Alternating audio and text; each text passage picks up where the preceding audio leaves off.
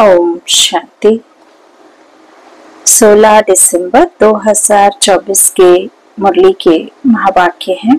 आज के साकार मधुर मुरली का सार है। मीठे मीठे प्यारे प्यारे श्री बाबा ने कहा, मीठे बच्चे, यह पावन बनने की पढ़ाई सब पढ़ाइयों से सहज है। इससे बच्चे, जवान, बूढ़े सब पढ़ सकते हैं। सिर्फ 84 जन्मों को जानना है। प्रश्न, हर एक छोटे बड़े को कौन सी प्रैक्टिस जरूर करनी चाहिए?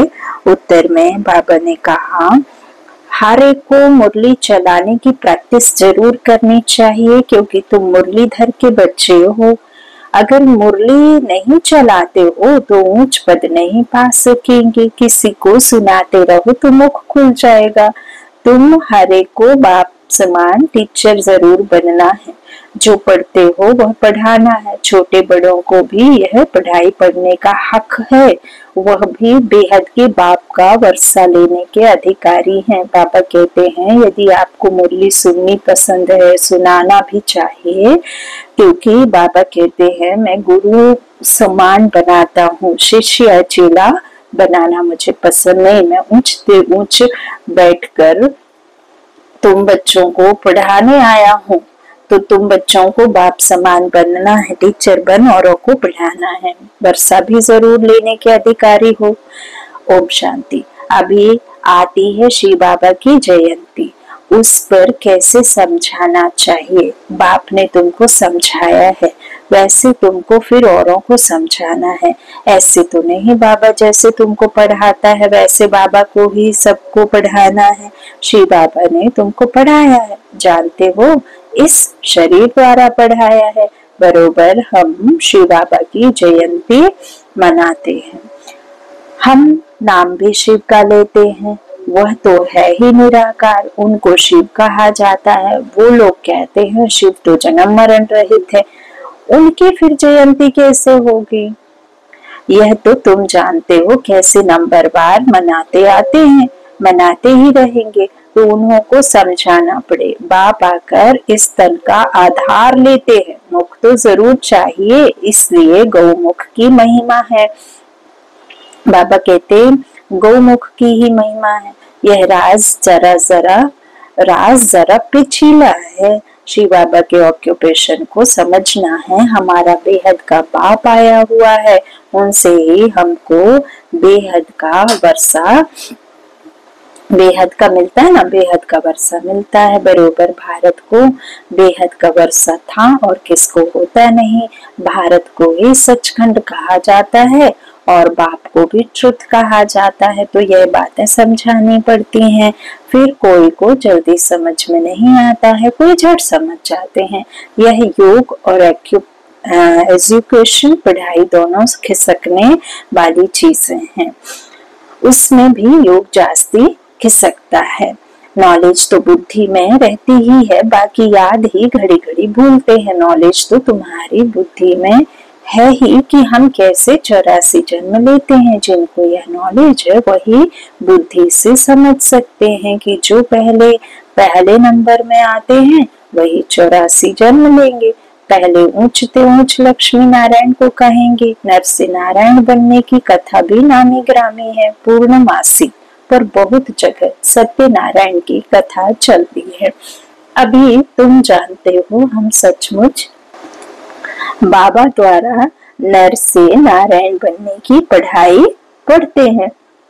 यह है पावन बनने की पढ़ाई और है भी सब पढ़ाइयों से बिल्कुल सहज। अब हमें कौन पढ़ा रहे हैं? हमें सत्य कथा सुनाने वाला, नारायण बनाने वाला सत्य पिता आकर के सत्य कथा सुनाकर नारायण बनाते हैं, है ना। नारायण बनने के लिए कथा स्वयं भगवान आकर सुना रहे हैं। तो बाबा कहते ये पढ़ाई से तुम पावन बनोगे, फिर क्या होगा? उस दुनिया में जाओगे, सच्ची दुनिया में। तो बाबा कहते ये बहुत सहज है, 84 जन्मों के चक्र को जानना है। और फिर यह पढ़ाई सबके लिए एक ही है। बूढ़े, बच्चे, जवान जो भी हो, सबके लिए एक ही पढ़ाई है। छोटे बच्चों को भी हक है। अगर माँ बाप इन्हों को थोड़ा थोड़ा सिखाते रहे तो टाइम तो बहुत बड़ा है, क्योंकि इस समय सबसे जास्ती क्रोध, सबसे जास्ती विकारों में वही सब नई जनरेशन, जिसे हमने कहा बाबा उन्हें पुरानी दुनिया के जनरेशन कहते, नया खून नहीं कहते, पुराना खून कहते हैं, है ना। पुरानी दुनिया के है, रावण राज्य का खून है, तो बाबा कहते हैं उनको सबसे जास्ती है, तो उनको भी थोड़ा थोड़ा माँ बाप को सिखाना चाहिए। बच्चों को भी सिखाया जाता है कि श्री बाबा को याद करो, आत्मा और शरीर दोनों का बाप अलग अलग है। आत्मा बच्चा भी निराकारी है तो बाप भी निराकारी है। यह भी तुम बच्चों की बुद्धि में है, वह निराकार श्री बाबा हमारा बाप है, कितना छोटा है। यह अच्छी रीति याद रखना है, भूलना नहीं चाहिए। हम आत्मा भी बिंदी में से छोटी हैं, ऐसे नहीं ऊपर जाएंगे तो बड़ी दिखाई पड़ेगी, नीचे छोटी हो जाएगी, नहीं, वह तो है बिंदी। ऊपर में जाएंगे तो तुमको जैसे देखने में भी नहीं आएगी, बिंदी है ना, बिंदी क्या देखने में आएगी। इन बातों पर बच्चों को अच्छी रीति विचार भी करना है। हम आत्मा ऊपर से आई हैं शरीर से पाठ बजाने। आत्मा घटती बढ़ती नहीं है, ऑर्गन्स पहले छोटे पीछे बड़े होते हैं। बाबा कहते आत्मा जैसी है, जो है, जिस तरह की है, रंग भेद कलर छोटी बड़ी कुछ भी नहीं है। जिस आत्मा को शरीर पहनता है ना, तो वो शरीर छोटा बड़ा होता है। अभी जैसे तुमने समझा है वैसे फिर औरों को समझाना है। यह तो जरूर है नंबर बार, जो जितना पढ़ा है उतनी ही पढ़ाते हैं। सबको टीचर भी जरूर बनना है, सिखाने भी। बाप में जो नॉलेज है वह इतनी छोटी सी परम आत्मा है, सदैव परम धाम में रहते हैं। यहाँ एक ही बार संगम पर आते हैं। बाप को पुकारते भी हैं तब, पुकारते भी तब हैं जब बहुत दुखी होते हैं। कहते हैं आकर हमको सुखी बनाओ। बच्चे अब जानते हैं, हम पुकारते रहते हैं बाबा आकर हमको पतित दुनिया से नई सतयुगी सुखी पावन दुनिया में ले चलो, अथवा वहां जाने का रास्ता बताओ। वह भी जब खुद आवे तब तो रास्ता बतावे, तो वह आएंगे तब जब दुनिया को बदलना होगा। ये बड़ी सिंपल बातें हैं, नोट करना है। बाबा ने आज यह समझाया है, हम भी ऐसे समझाते हैं। ऐसी प्रैक्टिस करते करते मुख खुल जाएगा। तुम मुरलीधर के बच्चे हो, तुम्हें मुरलीधर जरूर बनना है। जब औरों का कल्याण करेंगे तब तो नई दुनिया में उच्च पद पाएंगे। वह पढ़ाई तो है यहाँ के लिए, यह है भविष्य नई दुनिया के लिए। वहां तो सदैव सुख ही सुख रहता है। वहां पांच विकार तंग करने वाले होते ही नहीं। यहाँ रावण राज्य अर्थात पराये राज्य में हम हैं। ये हमारी दुनिया थोड़ी ना है, ये तो रावण की दुनिया है। तुम ही पहले अपने राज्य में थे, तुम कहेंगे नई दुनिया, फिर भारत को ही पुरानी दुनिया कहा जाता है। गायन भी है नई दुनिया में भारत, ऐसे नहीं कहेंगे कि नई दुनिया में इस्लामी बौद्धि, नहीं। अभी तुम्हारी बुद्धि में है बाप आकर हम बच्चों को, तो अभी तुम्हारी बुद्धि में है बाप आकर हम बच्चों को जगाते हैं। ड्रामा में पार्ट ही उनका ऐसा है, भारत को ही आकर स्वर्ग बनाते हैं। भारत ही पहला देश है, भारत पहले देश को ही स्वर्ग कहा जाता है। भारत की आयु भी लिमिटेड है, लाखों वर्ष कहना या तो अनलिमिटेड हो जाता है। लाखों वर्ष की कोई बात स्मृति में आ ही ना सके। नया भारत था, अब पुराना भारत ही कहेंगे, भारत ही नई दुनिया होगी। तुम जानते हो हम अभी नई दुनिया के मालिक बन रहे हैं। बाप ने राय बताई है, मुझे याद करो तो तुम्हारी आत्मा नई प्योर बन जाएगी। फिर शरीर भी नया मिलेगा। आत्मा और शरीर दोनों सत्व प्रधान बनते हैं। तुमको राज्य मिलता ही है सुख के लिए। यह भी ड्रामा अनादि बना हुआ है। नई दुनिया में सुख और शांति, वहां कोई तूफान आदि नहीं होते। बेहद की शांति में सब शांत हो जाते हैं। यहाँ है अशांति, तो सब अशांत है। सतयुग में सब शांत होते हैं। वंडरफुल बातें हैं ना। यह अनादि बना बनाया खेल है। यह है बेहद की बातें। वह हद की बैरिस्ट्री इंजीनियरिंग आदि पढ़ते हैं। अभी तुम्हारी बुद्धि में बेहद की नॉलेज है। एक ही बार बाप आकर बेहद ड्रामा का राज समझाते हैं। आगे तो यह नाम भी नहीं सुना था कि बेहद का ड्रामा कैसे चलता है। अभी समझते हो सतयुग त्रेता जरूर वह पास्ट हो गया है, उसमें इनका राज्य था ना, गुजरा हुआ कल जो वापस अब आएगा वो परमात्मा कहते हैं लक्ष्मी नारायण का, उसमें राज्य था, पास्ट हो गया। त्रेता में राम राज्य था, वो भी पास्ट, वो भी आएगा। पीछे फिर और धर्म आए, वो भी पास्ट हो गया, फिर आएंगे।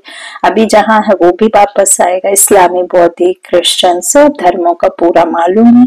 यह सब 2500 वर्ष के अंदर आए हैं, उसमें 1250 वर्ष कलयुग है। सब हिसाब है ना, तो सब हिसाब है ना, ऐसे तो नहीं सृष्टि की आयु ही 2500 वर्ष है, नहीं। अच्छा, फिर और कौन था? विचार किया जाता है इन्हों के आगे बरोबर देवी देवता, वह भी थे तो मनुष्य ही, परंतु दैवी गुणों वाले थे, आसुरी अवगुण नहीं थे। मायावी राज्य नहीं था, मायावी गुण नहीं थे, 5 विकार नहीं थे, उन्हें दैवी गुण वाले कहते।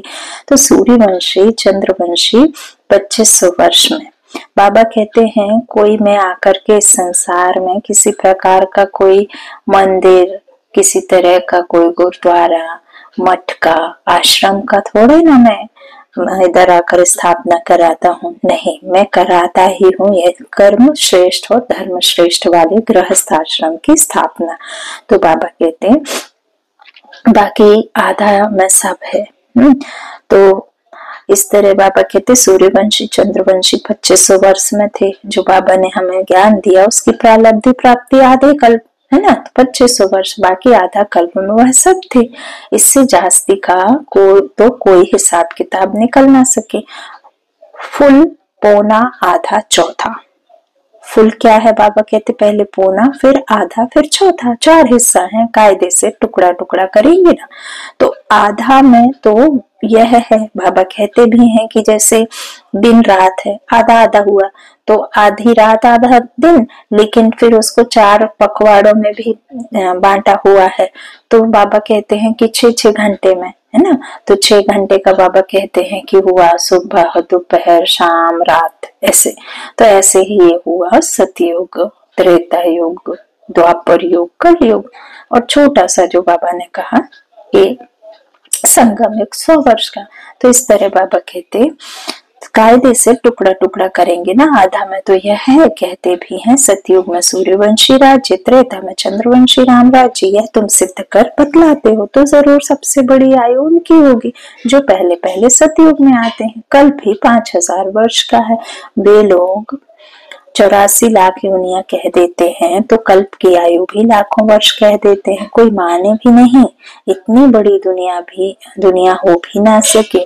तो बाप बैठ समझाते हैं, वह सब है अज्ञान और यह है ज्ञान।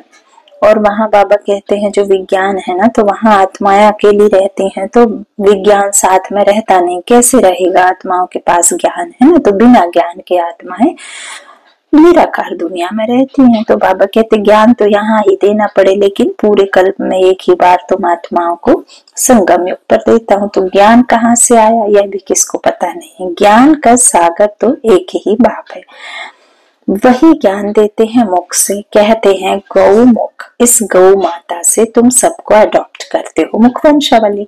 यह थोड़ी सी बातें समझाने में तो बहुत सहज है, यह थोड़ी सी बातें समझाने में तो बहुत सहज हैं। एक रोज समझा कर फिर छोड़ देंगे तो बुद्धि फिर और बातों में लग जाएगी। स्कूल में एक दिन पढ़ा जाता है या रेगुलर पढ़ना होता है? नॉलेज एक दिन में नहीं समझी जा सकती। बेहद का बाप हमको पढ़ाते हैं तो जरूर बेहद की पढ़ाई होगी। बाबा इसलिए कहते हैं कि जो डेली की पढ़ाई है, जो डेली मुरली है, जो ईश्वरीय महावाक्य है, जो ईश्वर की पढ़ाई है, ये मुरली ईश्वर की है। तो ईश्वर कहते हैं 7 रोज का कोर्स करो, दुनिया के किसी भी कोने में रहो, तो मैंने इसकी व्यवस्था की है, हर किसी के पास ये जरूर पहुंचती है। तो बाबा कहते हैं बेहद की पढ़ाई होगी तो बेहद का बात भी पढ़ाएंगे। बेहद का राज्य देते हैं भारत में, बेहद का राज्य था ना, ये लक्ष्मी नारायण बेहद का राज्य करते थे। किसको यह बातें स्वप्न में भी नहीं है। जो पूछे कि इन्होंने राज्य कैसे किया, उन्होंने प्योरिटी जास्ती थी, योगी है ना, इसलिए आयु भी बड़ी होती है, हम ही योगी थे। बाबा कहते हैं फिर 84 जन्म ले भोगी भी जरूर बनना है। मनुष्य नहीं जानते कि यह भी जरूर पुनर्जन्म में आए होंगे। देवी देवताओं को परमात्मा को याद, परमात्मा कहते हैं सिर्फ मुझे ही पता है कि देवी देवताओं का पुनर्जन्म होता है, लेकिन बाकी दुनिया वाले तो उन्हें अमर अजर समझते हैं, जबकि वो भी देह छोड़ते हैं, उनके भी जन्म मृत्यु होते हैं। तो बाबा कहते हैं उनके भी शरीर रूपी माता पिता होते हैं, तो ये दुनिया वाले नहीं जानते हैं। बाबा कहते किस तरह से इन्होंने भी पहले सतो प्रधान फिर कैसे भोगी भी मनुष्य योनि में आए, तो मनुष्य नहीं जानते कि यह भी जरूर पुनर्जन्म में आए होंगे। इन्हों को भगवान भगवती नहीं कहा जाता, इनसे पहले तो कोई है नहीं जिसने 84 जन्म लिया हो।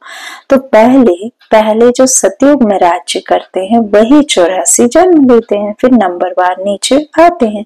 हम आत्मा सो देवता बनेंगे, फिर हम सो क्षत्रिय, डिग्री कम होगी। गाया भी जाता है पूज्य सो पुजारी, तो सतो प्रधान से फिर तमो प्रधान बनते हैं। ऐसे पुनर्जन्म लेते लेते नीचे चले जाएंगे। यह कितना सहज है, परंतु माया ऐसी है जो सब बातें भुला देती है। यह सब पॉइंट्स इकट्ठी कर किताब आदि बनाए, लेकिन वह तो कुछ रहेंगी नहीं। इसीलिए बाबा कहते हैं ये जो भी शास्त्र वास्त्र सब थोड़ी चलेंगे वहां पे, और इसका भी किताब रख करके करने का क्या, कुछ भी नहीं। तो बाबा कहते हैं इनका किताबें बनाए तो बहुत बनेंगी, लेकिन ये चले ना। तो इसलिए फिर बाबा ने इन सबकी कोई भी किसी प्रकार की लिखित में सामग्री नहीं रहेंगी नहीं, यह टेम्परेरी है। बाप ने कोई गीता नहीं सुनाई थी, बाप तो जैसे अब समझा रहे हैं ऐसे समझाया था। यह वेद शास्त्र आदि सब बाद में बनते हैं, यह सब होल लॉट जो है विनाश होगा, तो यह सब जल जाएंगे। सतयुग त्रेता में कोई पुस्तक नहीं होता नहीं, फिर भक्ति मार्ग में बनते हैं। कितनी चीजें बनती हैं, रावण को भी बनाते हैं, परंतु बेसमझी से कुछ भी बता नहीं सकते। बाप समझाते हैं, यह हर वर्ष बनाते हैं और जलाते हैं, लेकिन जला तो नहीं। जिस चीज को, जिस वस्तु को जला देते हैं, जिस शरीर को जला देते हैं, वही हूबहू दोबारा थोड़े ना आ जाता है। तो बाबा कहते हैं समझते नहीं, बेसमझी से कुछ भी करते, जलाते वर्ष हैं। जरूर यह बड़ा दुश्मन है, परंतु दुश्मन कैसे है यह कोई नहीं जानते कि असल में उसे कैसे जलाना है और है कौन। तो बाबा कहते वह समझते सीता चुरा ले गए इसलिए शायद दुश्मन है। राम की सीता को चुरा ले जावे तो बड़ा डाकू हुआ ना। कभी चोरी की त्रेता में कहें व त्रेता के अंत में इन बातों पर भी विचार किया जाता है। कभी चोरी होनी चाहिए, कौन से राम की सीता चोरी हुई? राम सीता की भी राजधानी चली है क्या? एक ही राम सीता चले आए हैं क्या? यह तो शास्त्रों में जैसे एक कहानी लिखी हुई है। विचार किया जाता है कौन सी सीता, 12 नंबर होते हैं ना राम सीता, तो कौन सी सीता को चुराया? जरूर पिछाड़ी का होगा। यह जो कहते हैं राम की सीता चुराई, अब राम के राज्य में सारा समय एक का ही राज्य तो नहीं होगा, जरूर डिनाइस्टी होंगी, तो कौन से नंबर की सीता चुराई? यह सब बहुत समझने की बातें हैं। तुम बच्चे बड़े शीतलता से किसी को भी यह सब राज समझा सकते हो। बाप समझाते हैं भक्ति मार्ग में मनुष्य कितना धक्का खाते खाते दुखी हो गए हैं। जब अति दुखी होते हैं तब रनिया मारते हैं, बाबा इस दुख से छुड़ाओ। रावण तो कोई चीज नहीं है ना, अगर है तो अपने राजा को फिर हर वर्ष मारते क्यों है? रावण की जरूर स्त्री भी होगी। मंदोदरी दिखाते हैं, मंदोदरी का बुत बनाकर जलाए।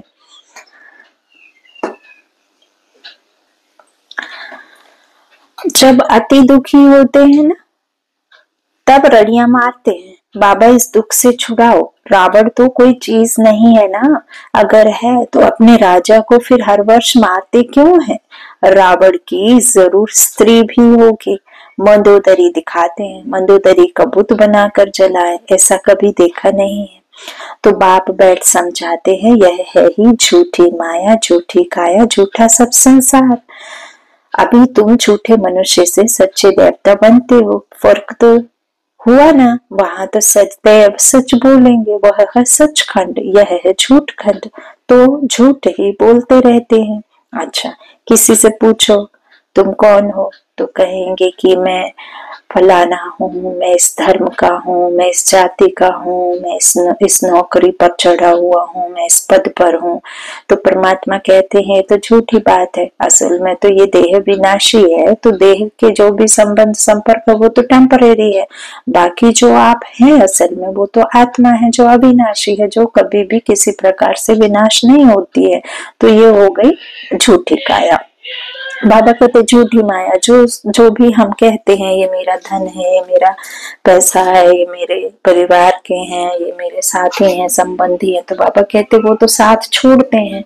तो ये भी कहना चाहिए झूठी माया, झूठा हो गया है ना।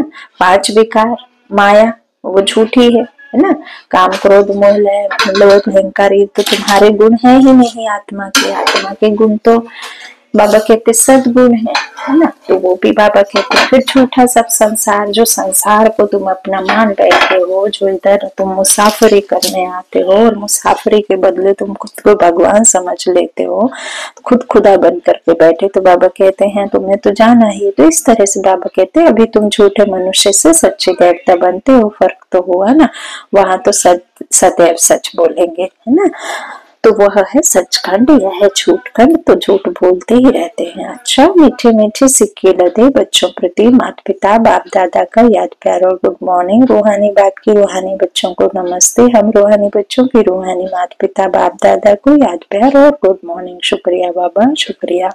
धारणा के लिए मुख्य सार, पहला बाबा ने कहा ज्ञान सागर बाप जो रोज बेहद की पढ़ाई पढ़ाते हैं, उस पर विचार सागर मंथन करना है। जो पढ़ा है वह दूसरों को भी जरूर पढ़ाना है। टीचर बना, पहले बाबा बनाते हैं तो बनो फिर पढ़ाओ।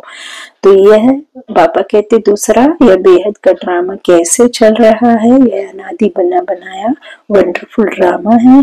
इस राज को अच्छी रीति समझकर फिर समझाना है। वरदान बाबा ने दिया, पवित्रता की श्रेष्ठ धारणा द्वारा एक धर्म के संस्कार वाले समर्थ सम्राट भव। आपके स्वराज्य का धर्म अर्थात धारणा है पवित्रता।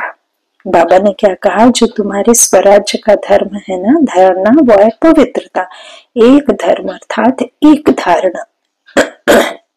स्वप्न व संकल्प मात्र भी अपवित्रता अर्थात दूसरा धर्म ना हो, क्योंकि जहाँ पवित्रता है वहां अपवित्रता अर्थात व्यर्थ व संकल्प का नाम निशान नहीं होगा। ऐसे संपूर्ण पवित्रता के संस्कार भरने वाले ही समर्थ सम्राट हैं। अभी के श्रेष्ठ सम्राटों के आधार से भविष्य संसार बनता है। अभी के संस्कार भविष्य संसार का फाउंडेशन है। स्लोगन, विजय रत्न वही बनते हैं जिनकी सच्ची प्रीति एक परमात्मा से। विजय रत्न वही बनते हैं जिनकी सच्ची प्रीति एक परमात्मा से है। अच्छा, ओम शांति। शुक्रिया बाबा, शुक्रिया।